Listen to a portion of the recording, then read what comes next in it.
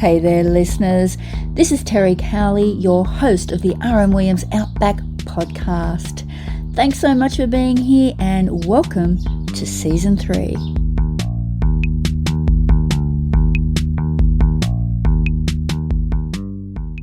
Great to have your company back on our R.M.Williams OUTBACK podcast.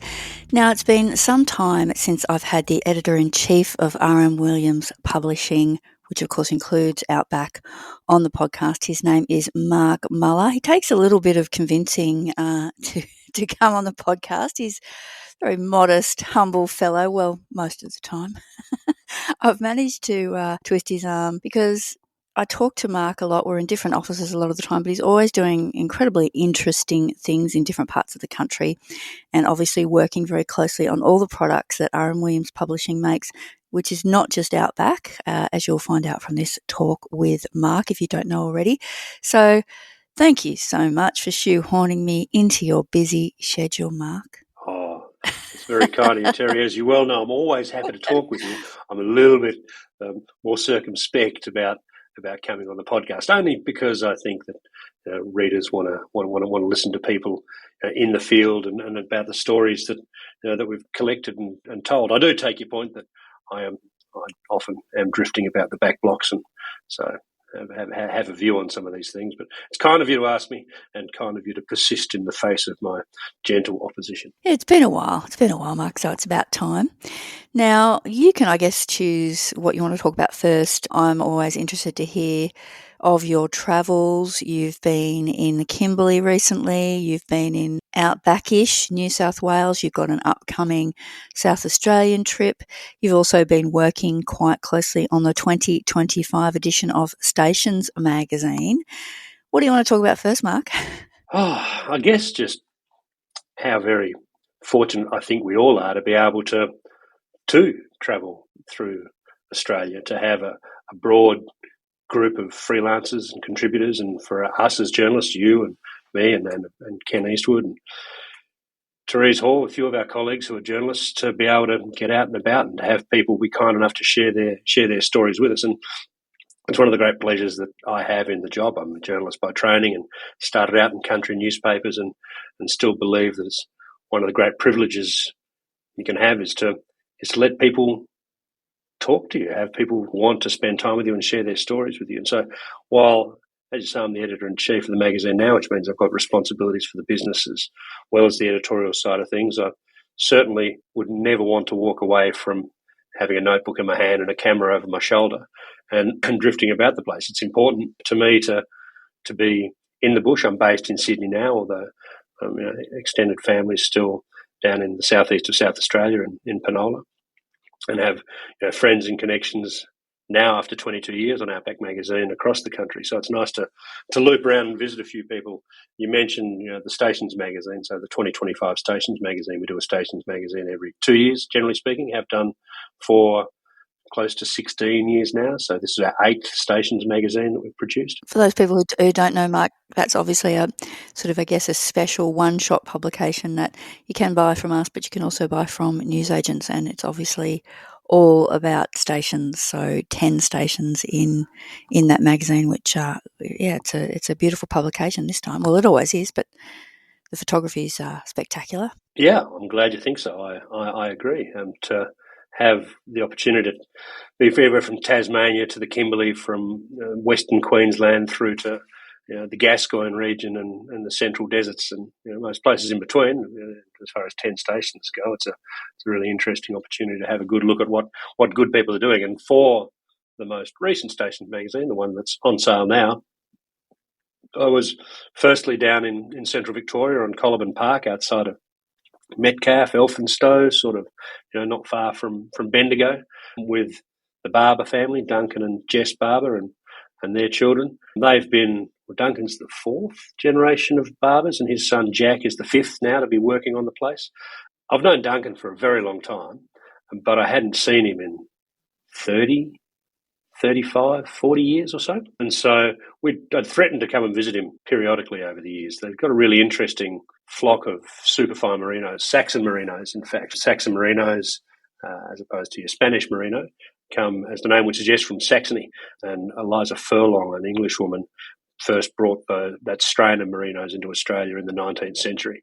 And Duncan on Coliban Park still has basically a furlong-originated flock of Saxon merino. The Saxon merino, I found out, is interesting in no small part because of the double crimp that the staple of its wool has. So you're looking at sort of 16.5 micron wool, so very fine wool, but most wool will have a single crimp, so like a chip going through. The Saxon merino has a large fold and also the small fold, which just gives it more elasticity in spring, which then also means that it's a premium product. And Duncan and Jess sell the bulk of their clip to Vitali Barberis Canonica, one of the great mills of Italy. They've been around since, like the 17th century. And it was wonderful to be on Coliban, mustering sheep, in the shed, photographing, filming and spending time with the barbers. Duncan has had a fair bit of attention across the media recently with his drought awareness advocacy. There's a drought on in that central Victorian country, and it's pretty dire. There's been a bit of rain lately, but certainly it's winter now and the grass is dormant and whatnot. But it was pretty bare when I was there, and it was only getting more and more bare. So Duncan, realising what a stressful thing this was, and also what a difficult thing it had been for his father in the 1980s when he went through similar circumstance, was determined to set the example both for his community and for Jack, his son, to not try and be overly stoic about it, to realise that in sharing your difficulties, you can in some ways reduce those difficulties, or at least let people who are facing similar circumstance realise that they're not alone. And Duncan got on the front page of the Weekly Times after I'd been down there, but before we'd published our story. He then got attention with The Age, the main newspaper in Victoria, the metropolitan newspaper in Victoria, and then indeed had the Melbourne ABC Drive Time Radio come up and spend time with him, set up a studio at the kitchen table and get that awareness out there. And I was really impressed by both the humility and openness that Duncan brought to that space, and not at all surprised. So I remember him as a young man, as a boy, and he was always a big, gregarious, funny fellow. He has no respect for authority whatsoever, and is super smart. And I think that both that practical intelligence and that emotional intelligence came through very strongly in the time that I spent with him, and hopefully comes through in the story we published in Stations magazine. With this last Stations project, reminded me particularly of the privilege we have in the trust that people place in us to share their stories with them. Because it's not all, everything's great, we're making tons of money and everybody's happy.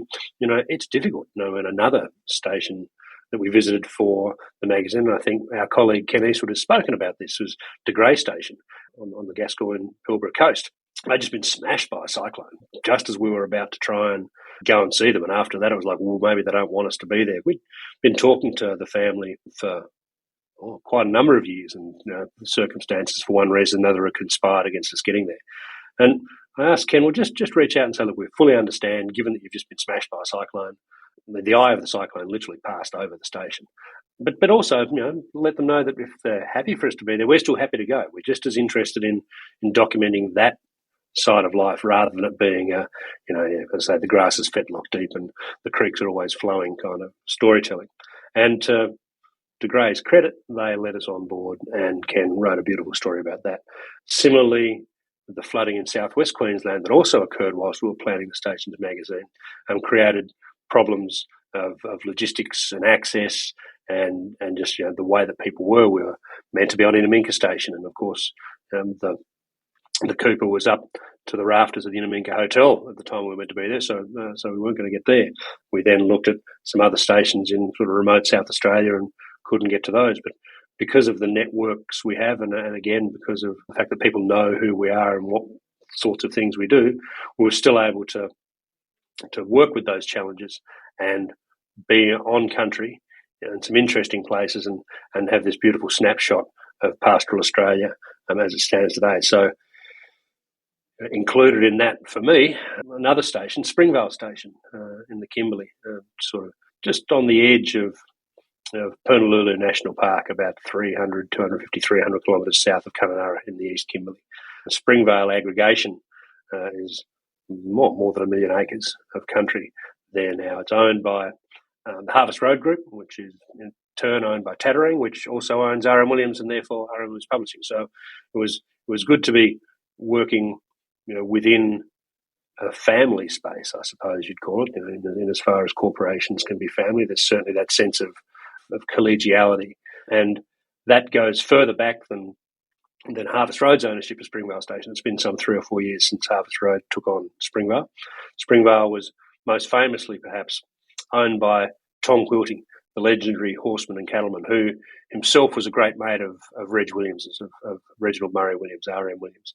They were firm friends and had a long correspondence, and indeed between them cooked up the Quilty Gold Cup, which is Australia's premier endurance horse racing event, and we're in 100 miles in 24 hours, the slogan of which is to complete is to win, because it's a fair effort to just get that. And R.M. Williams still sponsors that event. So the story goes, Reg and Tom had been sitting around talking about horsemanship and stockmanship and who could do what, and Tom Quilty as well, of course, kids these days, et cetera, et cetera.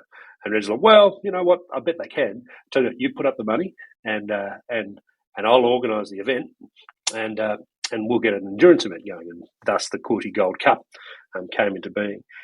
We were there. I was there. Outback magazine was there. R.M. Williams was there. Most recently on the Fleurieu Peninsula of South Australia in November, when a young woman by the name of Emma Ireland won the Quilty Gold Cup.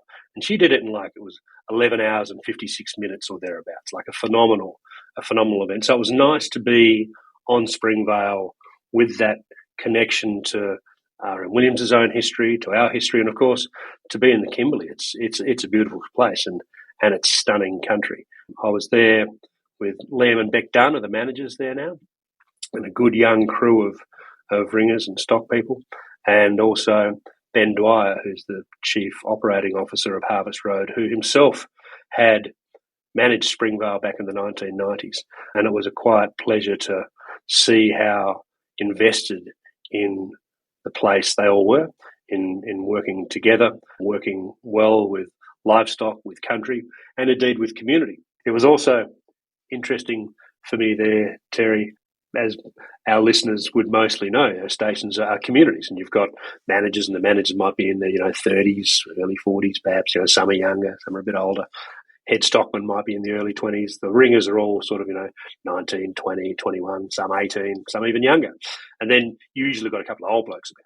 So a bore runner or a grader driver, and that's always been the case in the sort of 22 plus years I've been doing this sort of work. And whether we stop our own internal aging clock at a certain age or not, I'd always sort of felt myself, well, I'm with the kids, I'm with the younger people, and so on and so forth. And then I realised that a couple of the so-called old blokes, one of which, bore runner Morgan, was younger than me, and Wayne Gibbons, the grader driver, was not that many years older than me. And I thought to myself, gee, I'm one of the old blokes now.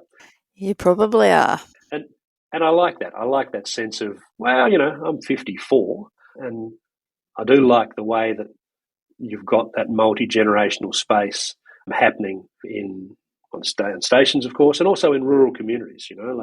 It's one of the strengths of community that you have the ability in small, close-knit spaces to be able to learn from each other and rely on each other. And by small, I don't mean geographically small. I mean industry. Like they say that the bush is a big small town. People will know people everywhere from one place to another. So, for example, young Millie McDonald was on Springvale Station as a ringer. She's a daughter of Xander McDonald, the Xander McDonald Awards, one of the endeavours we support and engage with as well. She's from Cloncurry over in Western Queensland. So we knew a lot of the same people. I knew her mum, I knew her dad when he was alive. And she ended up on the cover. And she did indeed end up on the cover, yes. Yeah, so, that's all good. I also like, from both a personal and professional perspective with this sort of work, to still be out and about, as I say, with a notepad and a camera. When we deploy people across the nation in our freelance cohort, I think it's important for the freelancers whom we engage. We have a couple of hundred freelancers on our books, and we would use 40 or 50 freelancers in every issue.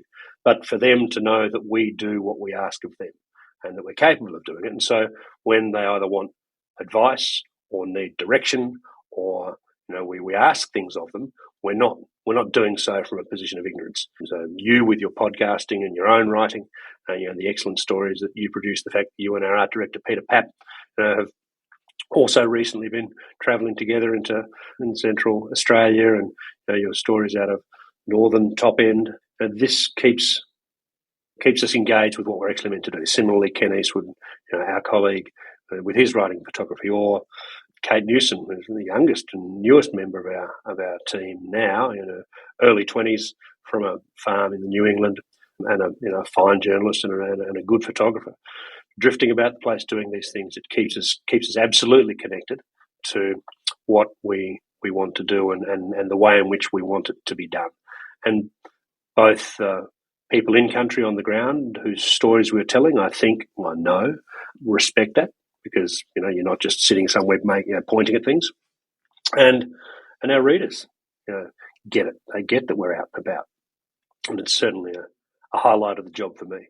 Of all the things that I do, there's very little that I do that I flat out don't enjoy. There's always bits and pieces that are more fun than others. But of all the things I absolutely enjoy, it is, no surprises here, just drifting about the place, looking at things, asking people what they're doing, and wondering if I might be able to join in a little bit. Speaking of drifting and the Kimberley, you were literally doing that a few weeks, I think, before or after you were at Springvale. Yeah. On the Kimberley Quest, which will be a story in the next issue. It was probably four weeks after Springvale. I joined the Kimberley Quest. Kimberley Quest is a 34-metre expeditionary yacht, 18 passengers, 6 crew, designed and built specifically for the shallow waters and massive tides of the Kimberley, to share with travellers the amazing landscapes of that remarkable part of Australia. So I spent about 8 days on the quest, looking at rocks and trees and the historical space, the nautical space,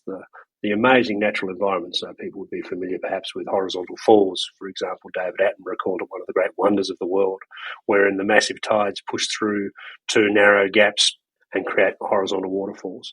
Montgomery Reef, 100 square kilometres plus of amazing reef, and again with those tides pouring either off them or teeming over them, is in a perpetual state of motion, and the most remarkable repository of the natural world, full of turtles and shark and fish and sea snakes, and you're tootling about in dinghies, looking at all this sort of stuff. Or indeed, Quest has a helicopter deck on the top, and so you could get out and about having a look from the air at all of this remarkable stuff. And as it turns out, you talk about those connections, or I talk about those connections.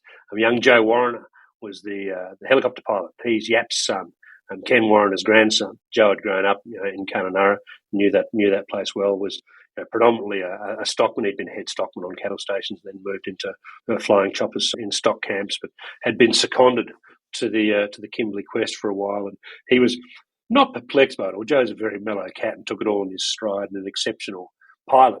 But it was a very different sort of cattle to be moving about when he's dealing with ships and travellers and people in the tourism space, as opposed to the agricultural space. But again, it was nice to have that sense of connection filtering through our travels and endeavours.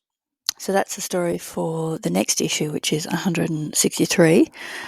Issue 163 of Outback magazine, which is amazing to think we have produced 163 issues, given we're a bi-monthly. No, I was saying to you earlier, it's been 22 years or something. I came on board in issue 29, April Fool's Day 2003.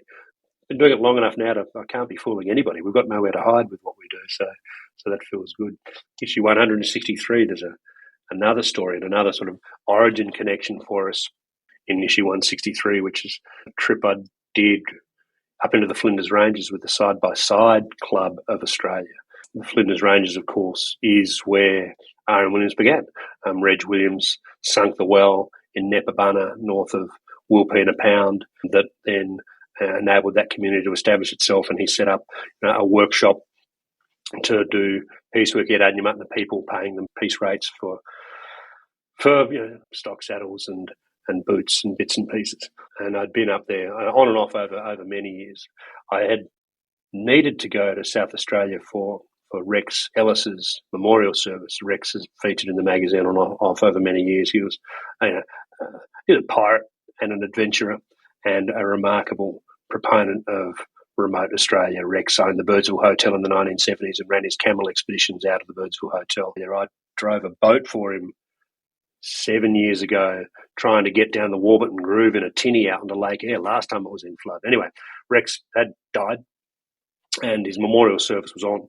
And as it happened, the Side by Side Club of Australia, sponsored by Can-Am, who also we have a commercial relationship with, they're a good advertiser for us, said, well, look, the Side by Side Club's doing this thing. Would you like to come up and have a blat around in a buggy? And I thought, well, if I can, and if I can leave early enough to get back down into Adelaide for the memorial service, about 40 minutes south of Adelaide, I decided, yes, I could squeeze all that in. So flew into Adelaide, drove up into the Flinders Ranges, spent a couple of days really quite enjoying driving these the Mad Max buggies they are through Rawnsley Park and Willow Springs.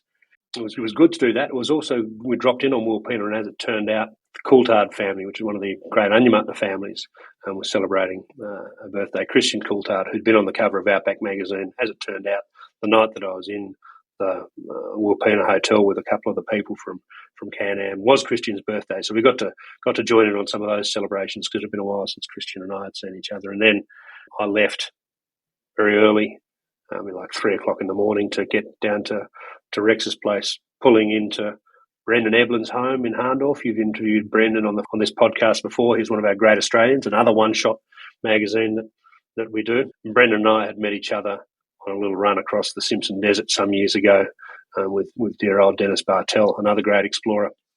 So Brendan and I quickly slipped down to McLaren Vale for Rex's memorial service, at which there were people like Joe Fort and Kim Fort from the Inaminka Hotel and the Birdsville Hotel. David and Nell Brooke were there. Karen Ellis, no relation to Rex, who has Australian Outback camel expeditions, and learnt a lot from Rex, and who I travelled with across the Tarari Desert maybe 4 years ago on camelback, was also there. So again, this sense of community and also responsibility, sharing and recording the stories of these remarkable people across this wonderful country. And I come back again and again to the sense of privilege and responsibility that we have at R.M.Williams and with R.M.Williams Publishing and with our various storytelling platforms, be it Outback Magazine or Stations Magazine or Great Australians Magazine or this podcast, to really engage in this space with that kind of authenticity and joy and humility that is both a celebration and an acknowledgement of the very important and special part that it all plays in the broader Australian landscape. Given the size of this country, the connections are quite incredible, really, aren't they? Like, you've basically talked about all these different subjects and you've managed to make connections between them all. If people didn't know the Australian bush, they'd be really surprised that there is so much connectivity across it, really, and who knows who. Yeah, I mean, it's also interesting. I mean, there are a few ways that this happens.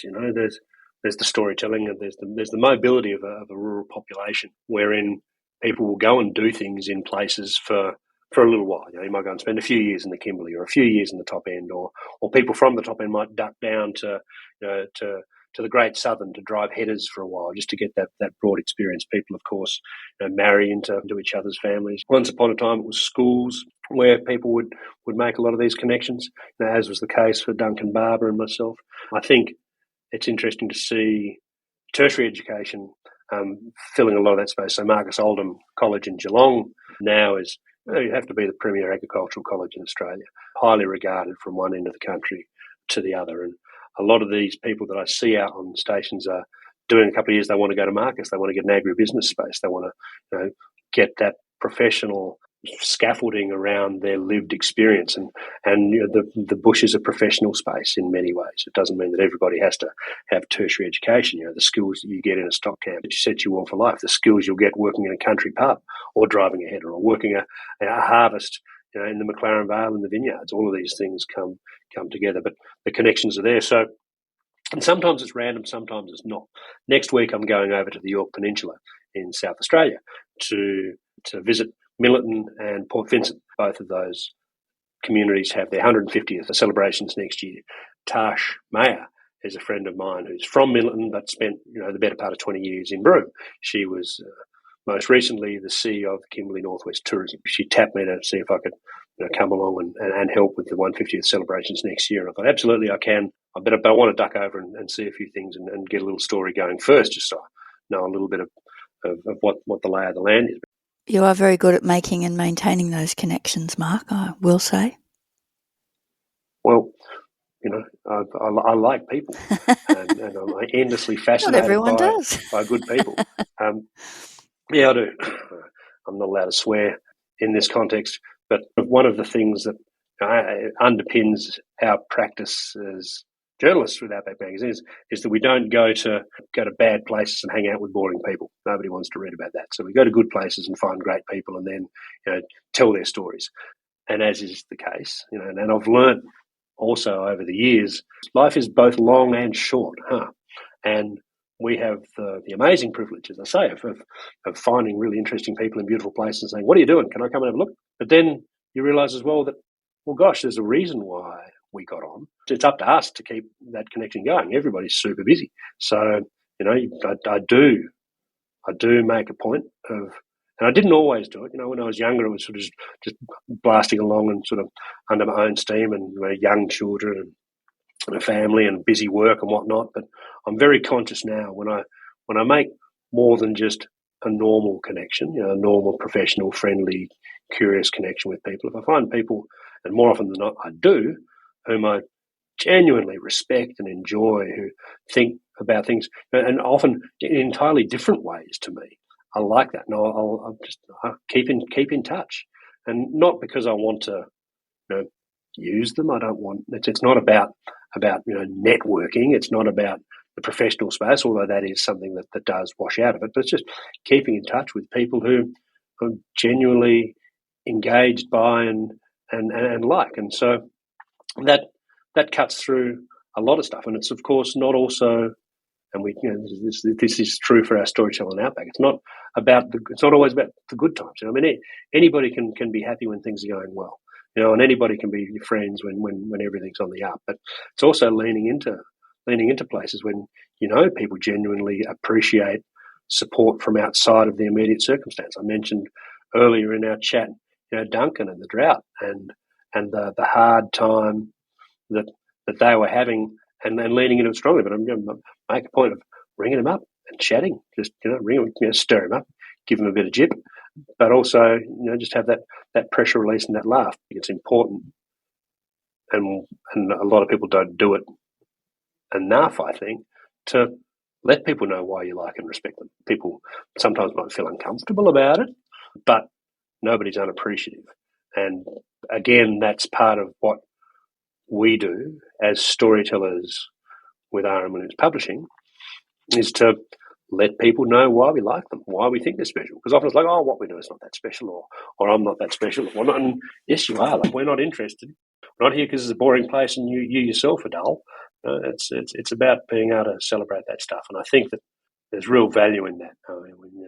Cultural capital is one of the terms used to describe it, which is just that sense of worth and strength. And this is something that R.M. himself was always onto years and years and years ago. He talked and wrote about the sorts of people whom he admired and used words like character. And he said, people from whom something of worth has shone. And that doesn't have to be about power or riches or celebrity or beauty or any of those things. It is simply about this strength of character, a sense of community, that sense of people from whom something of worth has shone. Nice. Now, there were several other things on my list, but looking at the time, I don't think we're going to get to any of them, Mark. But I guess what do they say about radio? And I think the same thing would apply to podcasting. Leave them wanting more. As you well know, after you and I have worked together for close to 20 years, I might be reticent to get into it at first, but once you wind me up, it's hard to shut me up. Yeah, no, that's okay. I just want to thank you for letting me rest my voice in this particular podcast episode. But you'll have to script your questions a bit more and then wrap me on the knuckles with a ruler, metaphorically at least, to keep me on track. I think as a host, my job is to let the subject talk, and in this case, it's certainly you, and you certainly did that. Just quickly, I guess, underlining, you've talked about what we do and why we do it and why we love it and all that, but just reminding people perhaps who might be podcast listeners but not Outback magazine readers, how much we do value their support, and if they can get on and buy a few magazines, that really allows us to do what we do, doesn't it? Absolutely, it does. It's a commercial enterprise. Part of why we can do what we do is because people pay us for it, and that allows us to keep going.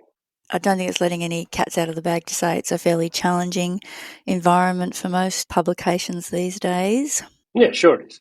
We're still profitable, and we're very frugal about the way we deploy our resources. You've heard me talking about boats and helicopters and cars and one end of the country to the other, et cetera, et cetera, et cetera. I am just as likely, literally, to be rolling out a swag on the side of the road rather than spending the money on a room. It's one of the things that Rex Ellis taught me. Is like, why would you pay for somewhere to sleep? Like, you're going to sleep. What do you need? It's like, okay, that makes sense. Yeah, it's worthwhile. And I think it's one of the great things about R.M.Williams, and one of the privileges again that we've had as journalists in certainly the magazine sector. We're not playing in magazine land. We're on sale in news agencies. We've got 230,000 readers around Australia. We have paid subscribers. We also have the magazine deployed into R.M.Williams stores. But we are a part of R.M.Williams, and part of R.M.Williams' commitment to its own origin space.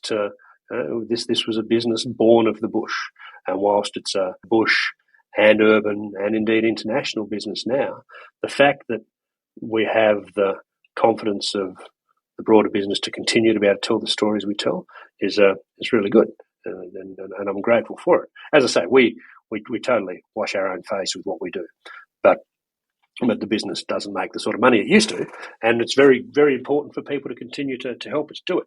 I'm also very strongly of the view, and I think this podcasting is absolutely a case in point, that you can't be absolutely welded to one platform or another. I firmly believe that good stories and good storytelling transcends platforms, and we just need to keep evolving.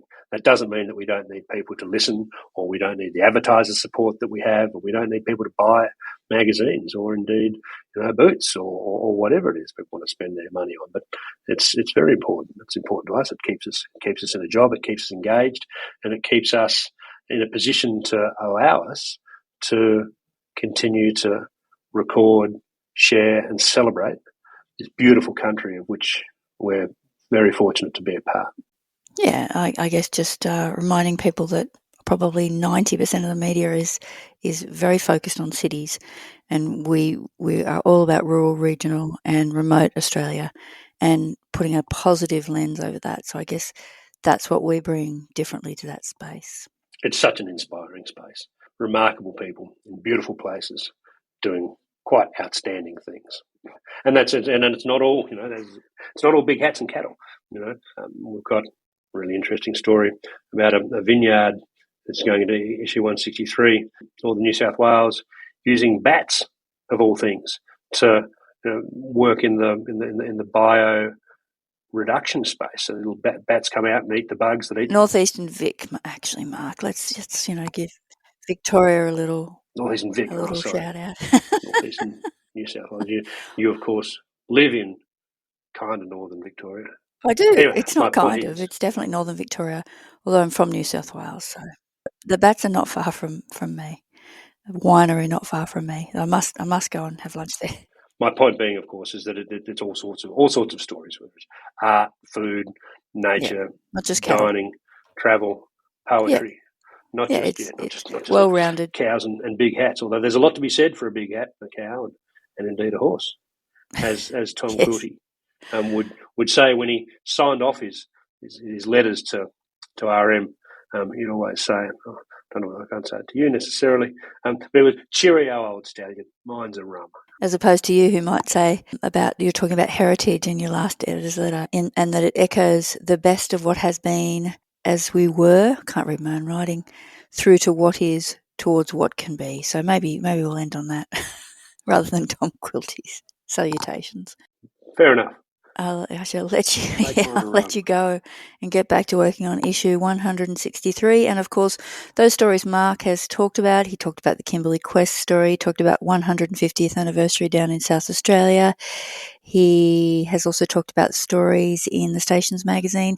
You can get those from us at outbackmag.com.au or in any good newsagent.